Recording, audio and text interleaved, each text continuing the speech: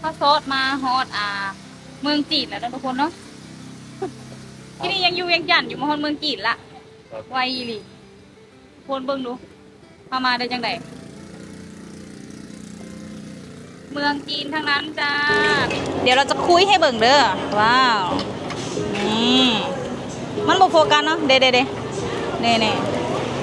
ชิมมันก่อน ไปเที่ยวมาค่ะ ไปเที่ยวไหนบ้างไปที่ไหนมาบ้างคะ โอ้อยู่นี่เขาตกว่าเวียงเนาะ มาเวียง พูดไทยเฉย ได้ไปเที่ยวห้องมู่อะนะ ฮ่าสบายดี FC พ่อแม่พี่น้องบ่สุขสุคนเด้อจ้ายินดีต้อนรับเข้าสู่ช่องแม่ตีสะพายบ้านสวนมื้อนี้ก็เป็นอีกหนึ่งมื้อที่เฮายังอยู่นครหลวงเวียงจันทน์เนาะเพราะมื้ออื่นนี้เฮาสิออกเดินทางไป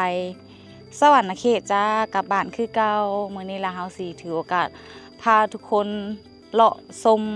บรรยากาศอยู่นครหลวงเวียงจันทน์เนาะสิเป็นประมาณใดเนาะเฮาก็ยังบ่ฮู้ว่าอายกับไผแล้วก็อลันสิพาเฮาไปเลาะไสแน่เดี๋ยวสิถ่ายให้ FC ได้เบิ่งหลายๆแบบหลายๆมุมเนาะได้ยินเฉพาะหนูสิพาเฮาไปเลาะสังเจียง แล้วก็พักซันเนาะทุกคนเนาะถ้าเบิ่งตัวจริงว่าสิได้ไปไสแน่เป็นสถานที่ท่องเที่ยวก็ยังบ่ฮู้เนาะทุกคนเนาะว่าสิได้ไปไสแน่นะเมื่อคืนนี้ค่ะเฮาไปร้านกินแบบซิลกับบ่ซิลเนาะทุกคนกับมีเปิดเพลงอุกกระทึกอะไรเนาะเป็นร้านเหล้าร้านเบียร์ไปนำเพิ่นแบบเพิ่นเลี้ยงเพิ่นหยังนะแบบเฮามาเยี่ยมมายามเพิ่นแล้วก็เพิ่นเลี้ยงว่าซั่นเป็นเจ้าภาพมื้อนี้เฮาก็สิพากันไปเลาะอยู่4คนเนาะทุกคนสิขี่รถไฟฟ้าไปเลาะเมื่อคืนนี้ขี่รถใหญ่ไปเนาะว่าสิขี่รถจักรไฟฟ้าไปก็เลยว่ารถอลันตีนหัวก็เลยว่าขี่รถใหญ่ไปซะมื้อนี้แล้วเฮาก็เลยสิพากันขี่รถจักรเลาะเนาะอากาศก็แบบโอเคอยู่นะทุกคนเนาะบ่แดดปานใดแต่ก็พออยู่ได้นะบ่แดดบ่ร้อนแต่คือฝนสิตกเนาะ มันฝนตกนี่แย่เลยได้นี่ขี่รถจักรซ้ำยายสิเพิ่นพาแข่งฝนเด้ยังบ่พากันเสด็จออกมาอยู่ตีเปิดคลิปจนสิปิดคลิปละ ไปทุกคนเดี๋ยวสิถ่ายบรรยากาศให้เบิ่งเด้อก็ได้ทุกคนตามมาตอนนี้เราก็ได้ออกเดินทางมาฮอดหาดข้าวเปียกเนาะเราต้องกินอาหารของท้องก่อนเขาสิไปเลาะจ้าก็ได้น้ำเอียงน้ำมัมซาเนาะเจ้าภาพอะไรเจ้าทินพากินก็คือใส่หลายเลยพากันมาพากันเอาก็พากันมาเว้ยข้าวเปียกหมูกรอบจ้ามาเบิ่งแต่ละคนกินอย่างมีผู้หนึ่งที่กินก็คือหมูเนาะคืออายเขาเองกินข้าวเปียกหมูเอาละหมูต้มกับหมูกรอบก็คือกันนะจ๊ะพี่น้องเดี๋ยวจะมาชิมหมูเฟออยู่นครหลวงเองจันทร์ว่าจะเป็นรสชาติประมาณใดเนาะเซฟสุดวันนี้บริษัทเมนี่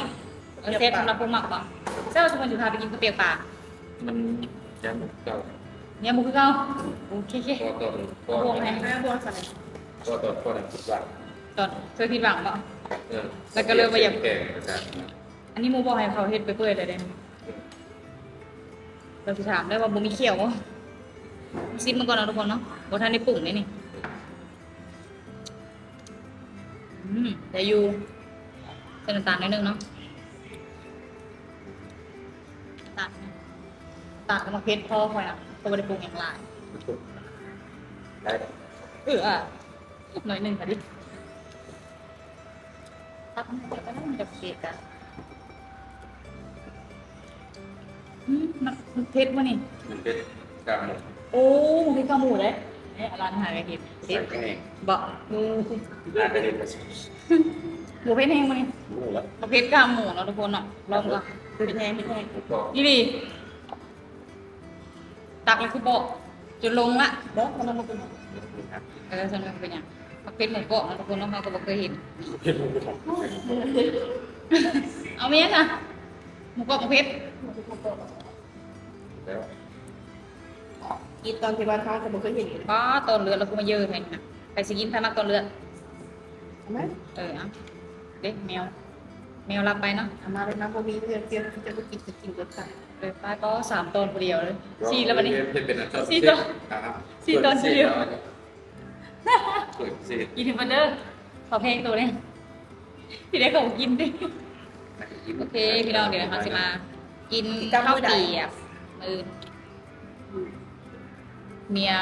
เมล็ดส่งน้ำอยู่วันนี้ส่งน้ำยมทับรถเด้อ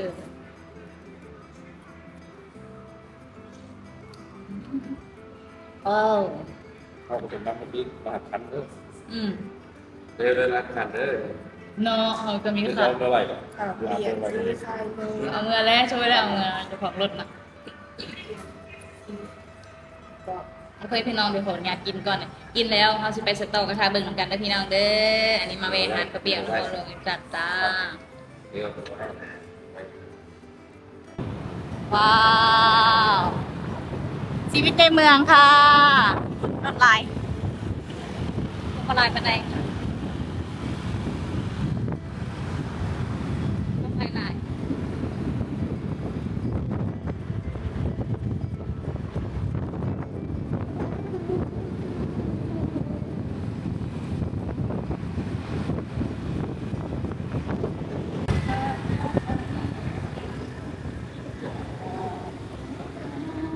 ดิดไฟแดงอีกแล้ว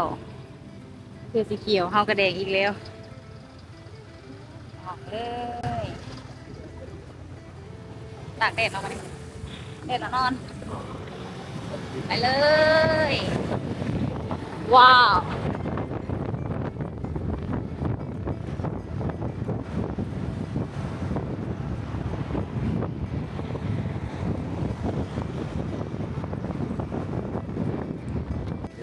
ปลาที่โถเอาแบบมานั้นข้าวซดมาฮอดเมืองจีนแล้วนะทุกคนเนาะที่นี่ยังอยู่เวียงจันทน์อยู่มาฮอดเมืองจีนละไวอีหลีคนเบิ่งดูมาได้จังไดเมืองจีนทั้งนั้นจ้ามีแต่ตึกเนาะก็จะเฮ็ดใหม่ไปเลยตลาดซังเตี้ยงไม่ใช่แบบเข้าไปย่างเลาะย่างอย่าง ข้างไงข้างต้องไปข้างรถ เออ ข้างนั้นเลย เข้าไปเลาะ เอาไปหล่อ พอแล้ว เด้อเหมือนกัน อันนี้น่ะให้มาเบิ่งจานเนาะจานอยู่ตลาดซังเจียง แต่เพิ่นก็คือสิมาตะกี้ก็คือสิบ่มาเบิ่งอีกเทื่อนึงนี่ก็บ่ชื่ออีหลีเด้ หากับสิมาก็ยัง ห่าง ขึ้นบอกไว้ เนาะก็จะเฮ็ดตึกใหม่เบิ่งในทุกคน ขึ้นบอกไว้ กำลังก่อสร้างเนาะโหป้าตลาดจีนเมืองจีนในทุกคนนี่ค่ะเมืองจีนโดยเฉพาะเนาะทุกคนเนาะฮะมีบ่เดี๋ยวเฮาสิเข้าไปเบิ่งจานก่อนเนาะทุกคนเนาะเดี๋ยวแป๊บนึงเด้อเดี๋ยวเฮาสิถ่ายให้เบิ่งอีกเนาะพี่น้องออกมาจากเมืองจีนแล้วเด้ออุกระทึกนึกน้องแฮงกันเลยเฮาบ่ได้ถ่ายหลายเพราะเฮาบ่ได้เข้าไปทางในเนาะเฮามีแต่แวะซื้อจานให้แล้วก็ออกมาบ่ทันซื้อซ้ำไปถามราคาไว้ซื่อๆเนาะเพราะว่าเฮาบ่ได้เอารถใหญ่ไปแล้วก็เลยเอามาบ่ได้หั่นเอามาแบบลำบากวันนี้เฮาก็ตอนนี้เฮาก็มาแวะอัดซีดรถเนาะทุกคนเนาะอารันอยากล้างรถเพราะว่าทางเข้าเฮือนเมียของอายน่ะมันเป็นขี้ฝุ่นเนาะมาได้ไหมใส่ไผ่ว่าสิซื้อรถเมื่อน่ะเฮ้ยเลือกเอาไหมคันใดขี่มือเลยนี่ทุกคนอันนี้ก็เป็นร้านขายรถของพี่น้องของเฮาเนาะทุกคนเบนซ์บ่นี่ว้าวซื้อได้บ่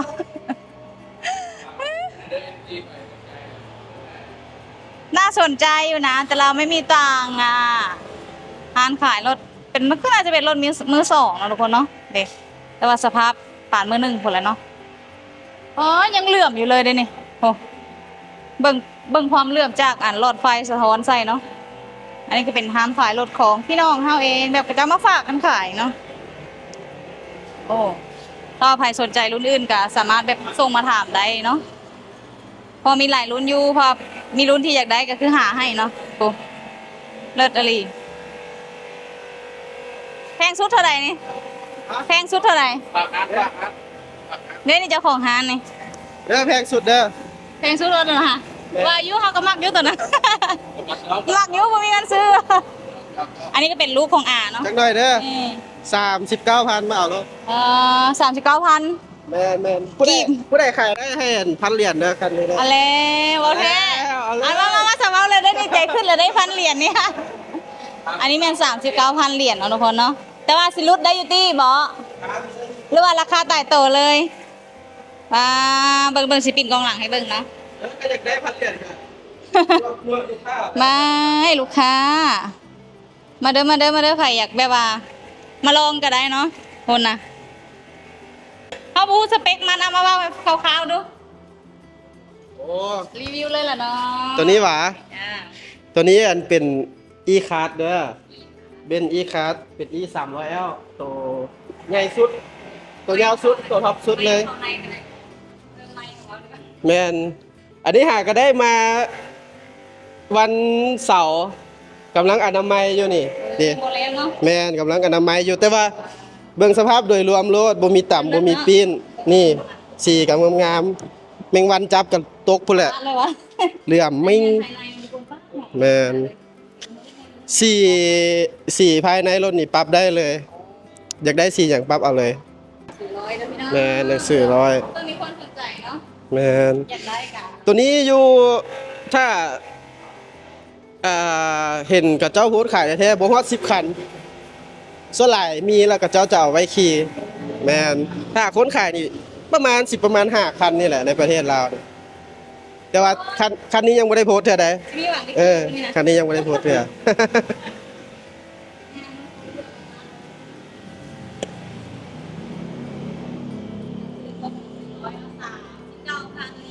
สนใจติดต่อแอดมินเพิ่นได้เลยเด้อเพื่อเพิ่นได้1,000 เหรียญเด้อ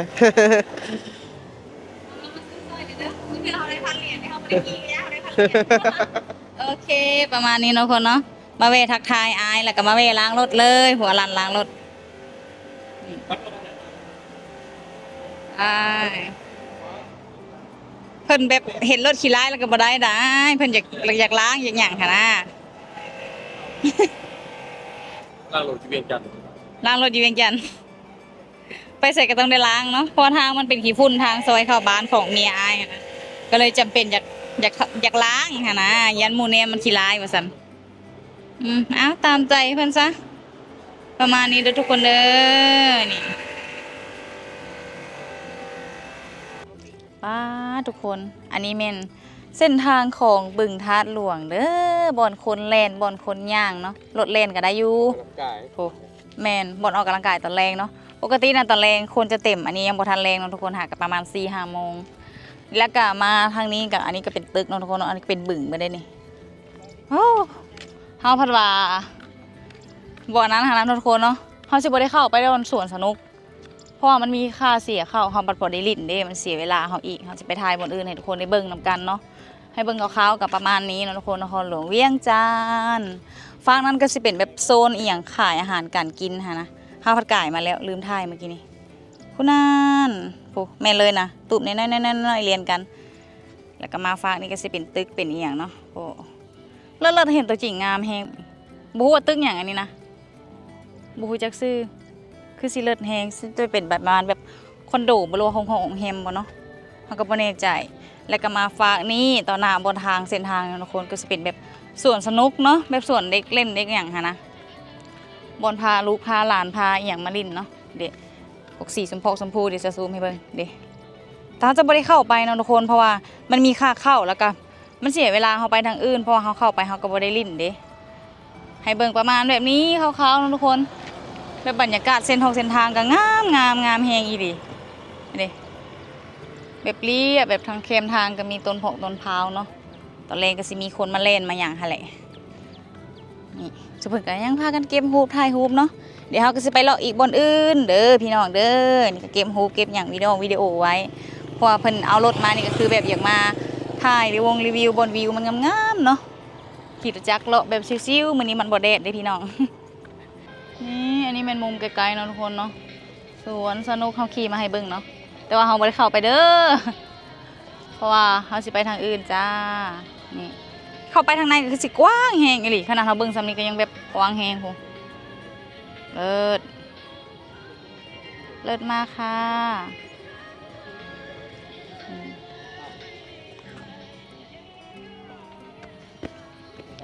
ทุกคนตัดภาพมันตอนนี้เฮาก็ได้ออกจากบึงธาตุหลวงเลยเด้อพากันมาเลาะไอเต็กเนาะทุกคนเนาะไอเต็กนครหลวงเวียงจันทน์แล้วก็มันใกล้ๆกันเนาะมันมีบิ๊กซีอีกเนาะเดี๋ยวเฮาจะปิดกล้องหลังให้เบิ่งคร่าวๆเด้อนี่เฮาหากระฝากรถแล้วเนาะฝากนั้นมันบิ๊กซีเนาะทุกคนเนาะแต่บอนตึกที่เฮาอยู่นี่ก็คือไอเต็กนะนี่แม่นไอเต็กค่ะฝากนั้นก็แม่นบิ๊กซีพูนน่ะเดี๋ยวเฮาสิขึ้นไปเลยเนาะทุกคนเนาะถ้าทุกคนนะฝากรถแล้วจะคือยังบ่เห็นออกมาอันนี้แมนไอเต็กนครหลวงเวียงจันทน์เด้อนี่เดี๋ยวท่าเบาๆก่อนเนาะ เลิศมากนี่สังคมก็สิว่าวุ่นเนี่ยเนาะทุกคนเนาะรถหลายแล้วก็คนหลาย บ่คือเฮาอยู่บ้านเฮาได้นี่นะโอ้ป้าทุกคนเดี๋ยวเฮาสิพาย่างเข้าไปทางในเลยเนาะเบิ่งบรรยากาศทางในเย็นขนาดเลยนะพอเพิ่นเปิดแอร์จ้าว้าวเข้ามา ไม่รู้ว่ามีอะไรเน่กินอเมซอนบ่อยากได้น้องบ่ได้กินเลยมื้อนี้ค่ะทุกคนเด้เมียวฮะ ไอ้ใจบอลลูนก็ได้ปะ บรรยากาศทางในก็ประมาณนี้เนาะทุกคนเนาะเดี๋ยวสิถ่ายให้เบิ่งแบบประมาณกองหลังเด้ออันนี้ก็ลงมาเลาะซันลุ่มเนาะทุกคนเนาะซันหนึ่งเลย เดี๋ยวสิเข้าไปทางในเนาะทุกคนเนาะก็สิประมาณนี้เนาะไอเต็กนี่มันแล้วแต่โซนไผโซนมันซันไผซันมันเนาะอลันกำลังซื้ออุปกรณ์เครื่องรถ ว้ามาซื้อฮอดเวียงค่ะนะ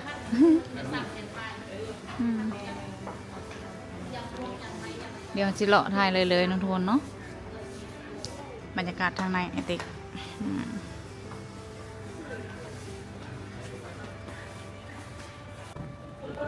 มาต่อบิ๊กซีค่ะแต่ว่าเพลง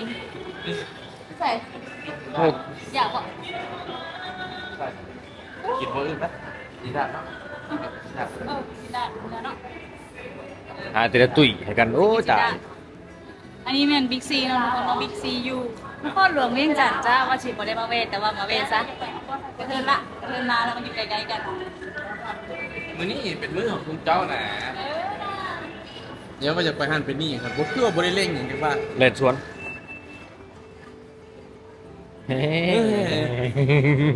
เอาไปรอซะที่นี่เห็นนั่นตั้งงวดก็เห็นอย่างนี้เลยเนี่ยเห็นนายเลยที่นี่เห็นตั้งงวดอันนี้มันตั้งงวดนะทุกคนบริการเท่าไหร่แล้วนะได้โอนจ่ายด้วยนะเท่าไหร่เนี่ย10,000 ต่อ 5 นาทีเด้นะราคา บอกเงินกี่บอกเงินกี่ สุพรรณอยากนวดซะไปกันเด้อ พี่น้องใจกลางเมืองนครหลวงเวียงจันทน์เด้อนี่เอามาแวะพักซันเนาะทุกคนหลังจากออกจากบิ๊กซีแล้วก็ไอเต็ก เลาะเป็นเลาะเดินมานี่เด้อพี่น้องนะเขาพาเลาะนี่อย่าไปฝากรถก็หลายส่งแรงเนาะเจ้าของรถยังไปเลาะอยู่ยังไปเลาะอันฝากรถได้ รถโคตรหลายแล้วพี่น้องรถจักรกระปุกเต็มเลยเนาะรถใหญ่จะเป็นอยู่แบบทั้งลุ่มเนาะอันนี้เป็นรถจักรอยู่โซนไผ่โซนมันเข้าเลยวะเข้าท่าเขาเนาะยังนอนเลยโอ้ยังบนทันได้เลาะทั่วซ้ำทางในเนาะทุกคนเนาะภาคซันมาเลาะซื่อๆเนาะทุกคนเนาะเดี๋ยวจังหน่อยก็ออกไปละ ว่าอยากเบิ่งบรรยากาศเนาะมันก็คือกับไอติกมันบอกบิ๊กซีอย่างนั้นบอกแต่มันจะกว้างกว่าบอกหรือจังไหนมันก็เงียบๆเท่าซะ เงียบบ่เนาะก็เงียบๆเนาะเราจะขึ้นลิฟต์ไหมจะหน่อยพาเขามาก่อนบอกพาเขาอารามกับซวยมาก่อนต้องเลาะจนหัวครึ่งเนาะทุกคนเพราะว่าขี่รถจักรเด้ขี่รถจักรผมก็สิเป็นแบบยุ่งๆหย่องๆเนี่ยโอเคน้องทุกคนอันนี้ก็เป็นบรรยากาศภายในภาคซันก็จะกินระดับนะสิ299พูดให้3 เซนมีบุฟเฟ่ต์เนาะทุกคนอยู่ในห้างปากซันแต่ว่าคนหนึ่ง299,000ก็แรงอยู่นะเราขอไปกินแบบข้างนอกดีกว่า ตามงบนะทุกคนเนาะอันนี้เป็นบรรยากาศทางในเนาะแต่กับคนบ่หลายปานใดสิท่าอยากให้เบิ่งแล้วมันนี่เดี๋ยวสิไปเลาะแถว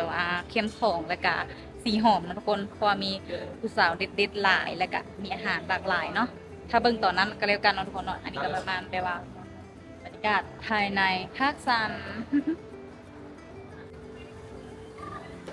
วิภาคซัน ออกนะทุกคนไปพอละบรรยากาศกันคร่าวๆประมาณนี้ไปบอนมันเด็ดๆนะทุกคนเนาะสีไข่หรือว่าสีหอมแล้วก็เข้มข้นจ้าตอนนี้บรรยากาศก็คือแบบแรงแล้วเนาะรถแห้งหลายนะแรงละห่อมาตั้งแต่เว้นตั้งแต่ 2 โมงหรือ3 โมงนี่แหละตอนนี้ก็เป็นเวลา5-6 โมงเนาะหลอดถ่ายคลิปย้อนเมื่อย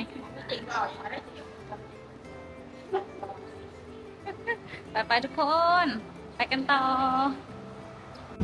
ออกจากพักซันเลยเด้อพี่น้องไปกันต่อสีอย่างก็ สีหอม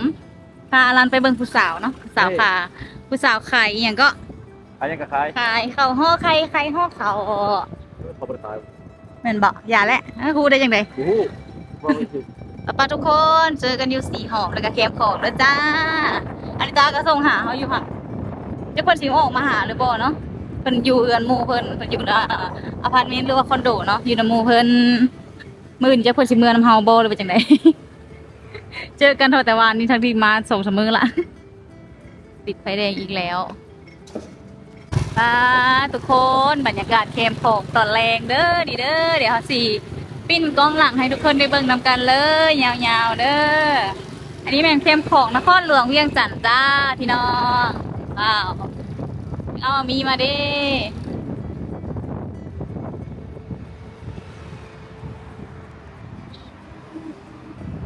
เราจะให้เบิ่งแบบเรียวๆแล้วทุกคนเนาะมันก็สิมีคนมาออกกำลังกายบ่มาเล่นบ่มาย่างบ่เนาะมีหลายรูปแบบทางรูปนี้ก็สิเป็นแบบเขาจะเต้นเนาะเต้นแอโรบิก เด็กก็แวบๆอยู่เห็นบ่เอาบ่ได้ซูมเนาะก็มือหนึงเขาก็จับคนแน่ ยันตกรถเดี๋ยวบุฟเฟ่นี่บ่เป็นตะกินบ่เอาเดี๋ยวมันก็มีคนนะนี่นะชิลดีว้าว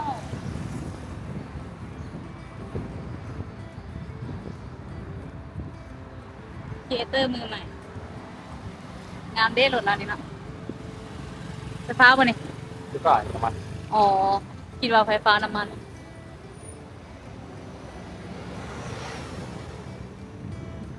คนเริ่มหลายแล้วทุกคนแคมของแคมใจ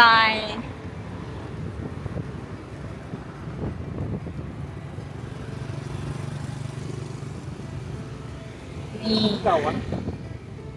อันนี้ก็เป็นโซนแบบขายเสื้อผ้าเนาะทุกคนเนาะฝั่งนี้เป็นขายเสื้อผ้าฝั่งนี้ก็เป็นแบบบอนเด็กน้อยย่างลิ้นผู้ใหญ่ย่างลิ้นเนาะมันมีแบบสไลเดอร์มักตะลูดนะอุ้ยรถหลายดิขับมารถหลายแฮงใครเนี่ยแต่เขาขี่รถจักรเนาะไปไวมาไวถ้ารถใหญ่นี่ติดกันเป็นแถวพี่น้อง ยักษ์หมดเลยวะ ฮะ ยักษ์หมดเลย รถจักรไฟฟ้า นี่กระเจ้าเต้นนี่เห็นปะเด็กอันนี้ก็เป็นแบบบ่อนซุ่มนุ่มเนาะทุกคนเนาะ ซุ่มนุ่มแบบขลุกขลนโอ้เด็ก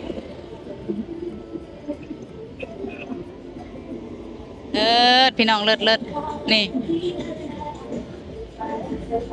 ยามแรงอ่ะคนจักมาแต่ใส่เนาะเบิ่งกลางเว้นแล้วบ่มีคน เข้ามาละคนหลายเพราะว่าแดดบ่ฮ้อนนี่ก็จะอาศัยออกมาลินตอนแรง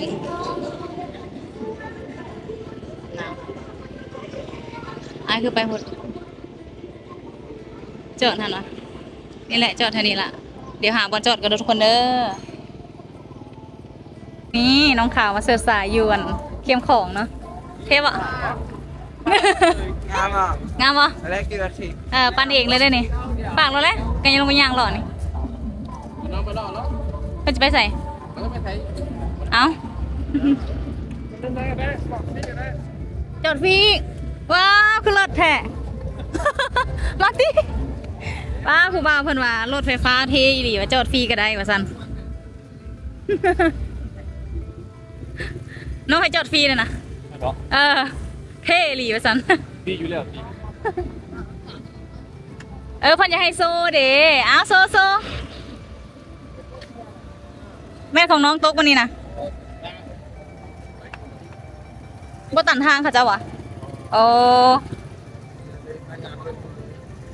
เอาลงมาแข่งเมื่อวานนี้ดิอยู่สนาม เบียร์ซี่ บูฮู้อีหยังก็เข้าไปนะ นักไอ้ทอง นาใส่ทอง ซี่ อ่ะฮะนั่นแหละเอามาแข่งเอามาแต่สวรรค์คนนะ เลมอน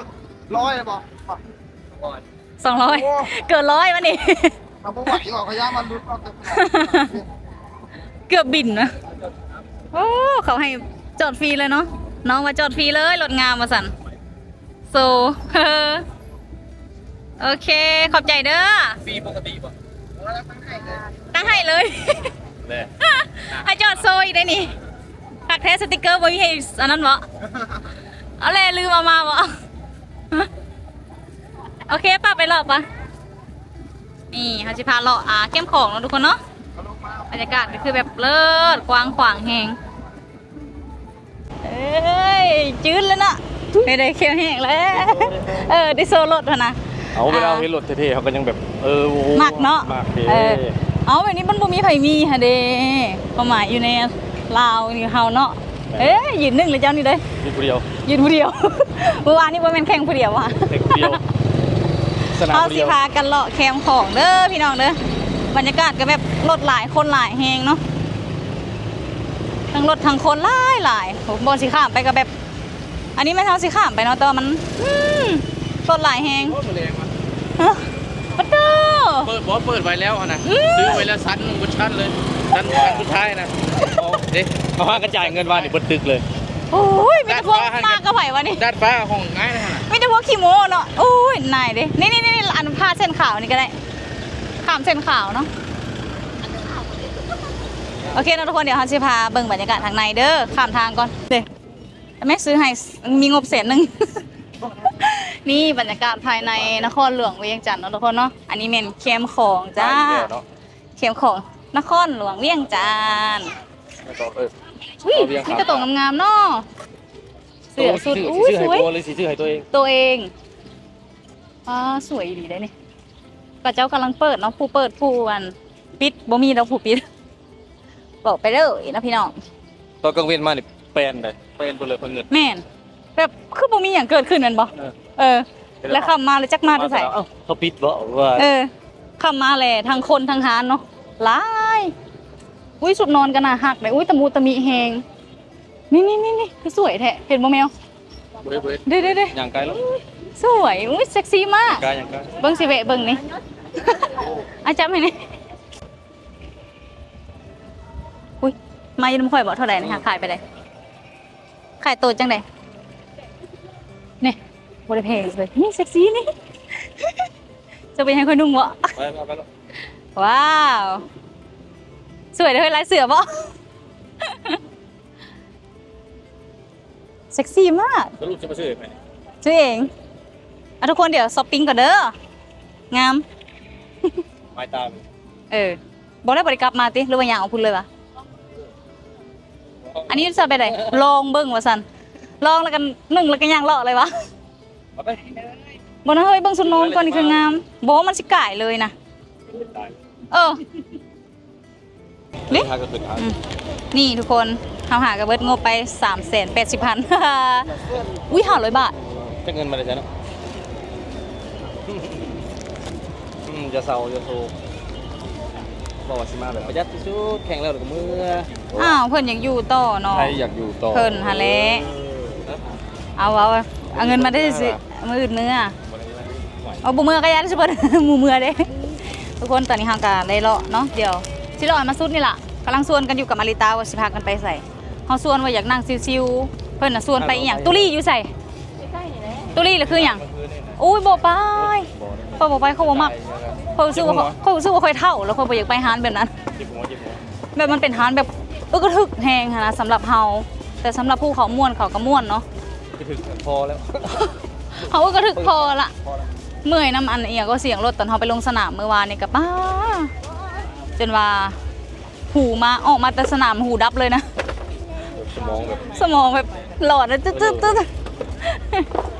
เขาจะไปหาหนังซิวเนาะทุกคนแต่ว่าตอนนี้เขาสีเลาะแคมของแล้วก็สิไปสีหอม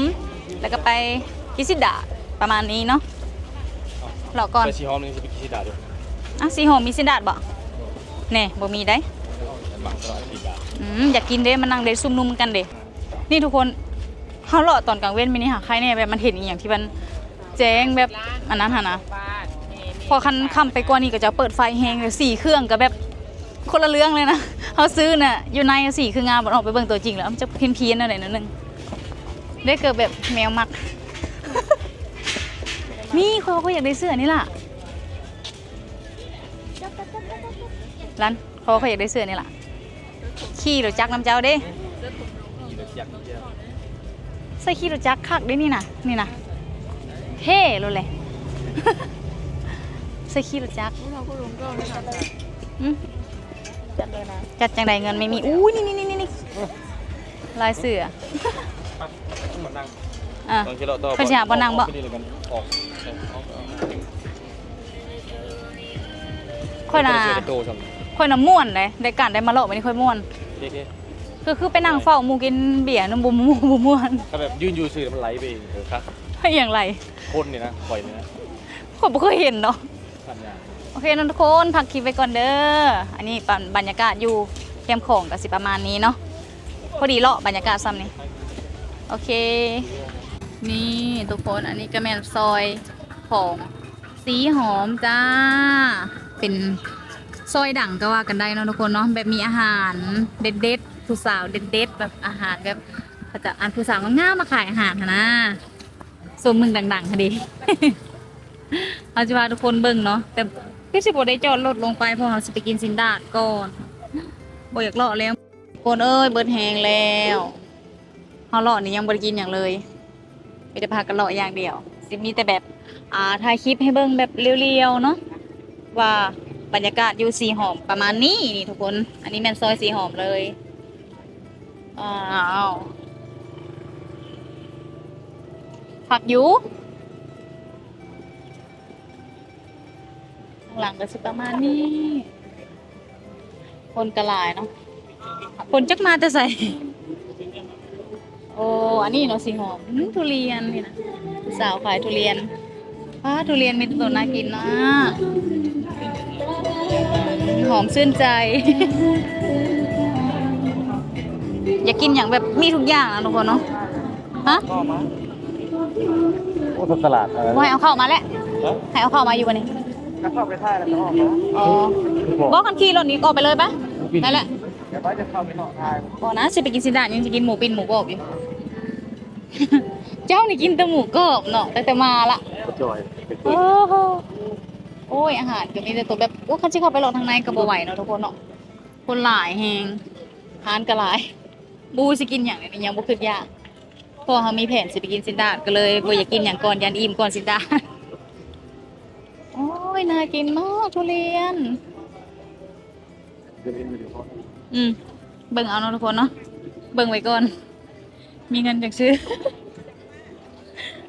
ส่วนนี้เก็บเนาะเอาประมาณแบบนี้ก่อน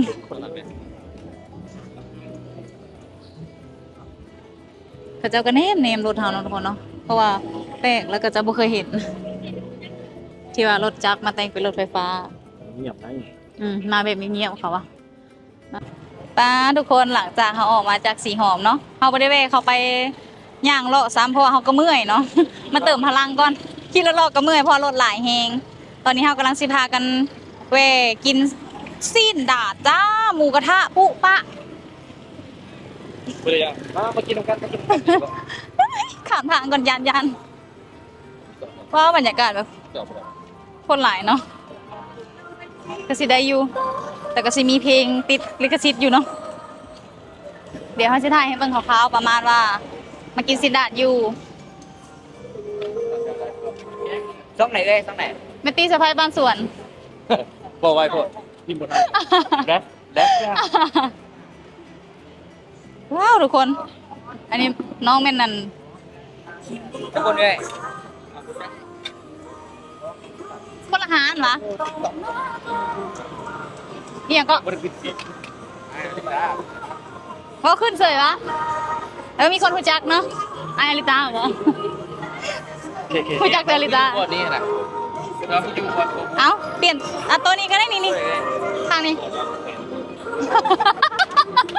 มอดวางแขนนะตอนนี้ก็ได้เนี่ย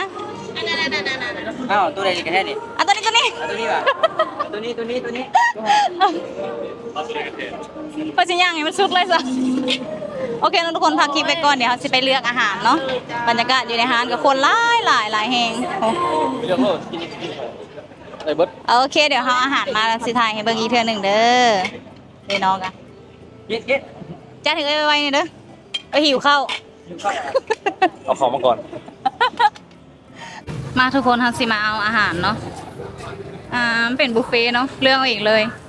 สิบติดว่าเนาะสมมุติว่าเขาเจ้ารักอันผู้สาวมานะว้าคนรักอันนี้บ่เลิศอีกแล้วโอ้อันนี้แม่นเมนูซีนเนาะเดี๋ยวขออนุญาตเอาอาหารไปก็เด้อทุกคนเด้อกสิประมาณนี้เนาะคนก็หลายคือสิโอเคอยู่เนาะ นี่อยู่ห้อง ทุกคนเขาไปเอาอาหารมาแล้วเนาะกินเทเบอร์เดอร์คนละ119,000 กีบเนาะเขาส่งหาลิตาเลยตัวเพิ่นอิ่มแล้วเนาะเพิ่นสิไปนำเฮาไปหาแบบแคมปิ้งซิลๆเนาะเขาจะบอกไปแบบกระทึก รู้สึกว่าเท่าแห้งอะไรได้ไปเมื่อคืนนี่แบบเซ็งแห้งอะไรนะ ถ่ายคู่กันได้ โอ้ถ่าย ตากล้องยาชี นี่ทุกคนเราใช้เป็นบรรยากาศตอนเฮาดาดเนาะว้าวเบิ่งดูซีนเฮามานี่นะเลิศแหงเดี๋ยวปินกองหลังให้เบิ่งเนาะตกใหญ่โอ้ยเอาเรียนงามๆเลยก็เฮ้ย กำลังว่าซีวิลรีวิวหารสะดองบางเทื่อก็จะให้กินฟรี น่ากินมากเพราะว่าตอนนี้เขาหิวเนาะเขาไปหลอกเบิ้ลมือไปได้กินข้าวเลยค่ะ ไปหลอกถ่ายคลิปให้ MC ได้เบิ่งเนาะว้าวได้พักอุ้ยพักนี่น้องให้เองเนาะก็ดีคือการเขาบ่ต้องไปเอาเดี๋ยวอันนี้เป็นพักน้องเสิร์ฟเองอันนี้กระกุ้งกับเจ้าแถมมาเนาะ ขออนุญาตเด้อ ขออนุญาตใส่มือนะคะพี่น้องอ้ายไปใส่ละโอ้ย แค่โอ้ยผู้สาวก็แบบมีตะพูงามเนาะทุกคนเนาะมีตะพูตาหักนะยิ้มปลุกปลอยอยู่ได้มาแหละมาค่ะพี่น้องเดี๋ยวเขาสิดาดแบบเป็นตาเซฟแล้วเขาจะสิถ่ายให้เบิ่งอีกเนาะ ไอ้เจ้าว่ะ ได้กินแล้ว ได้ป่ะ เนี่ย น่าแต่ละคน กันได้ปะ มาทุกคนทำซิมเจียวสินดาดอยู่นครหลวงเวียงจันทร์ให้ทุกคนเบิ่งเด้อมีตอนซุกบ่เนาะขอแน่ขอก้อนสิรีวิวนี่นะอลิหืม สปิดกล้อง มาค่ะ เจลเฮากับสิบ่แม่นเจลคือฝั่งไทยเนาะก็สิเป็นแบบเจลทั่วนี่อันนี้แม่นซีนหมูเนาะอุ้ยควันตัวๆเลย เดี๋ยวเราจะคุยให้เบิ่งเด้อว้าวนี่มันบ่โฟกัสเนาะเด้นี่ชิมมันก่อน อัน แซ่บป่ะ จับดาด ฮะ จับดาด จำดาด จับดาดจับดาด มาค่ะ